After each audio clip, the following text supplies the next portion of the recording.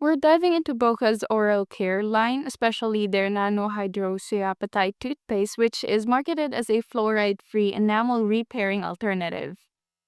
Let's look at what independent reviews and user feedback say. On Think Testing, users report that Boka leaves their teeth feeling clean and less sensitive.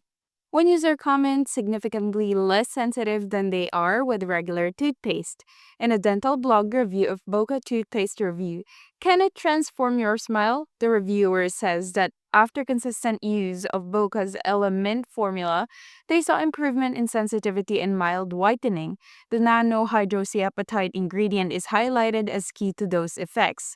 Also, a dentist-oriented review examined the Boca element specifically, concluding that nano-hydroxyapatite is a valid alternative for a mineralizing enamel, albeit nothing it lacks some of fluoride's unique benefits.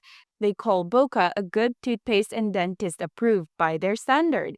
One more important data point, Trustpilot reviews for Boca are mixed. Many complaints center not on the toothpaste efficacy but on poor customer service, subscription mishaps, and shipping problems. Some users say the product is okay, but service is lacking.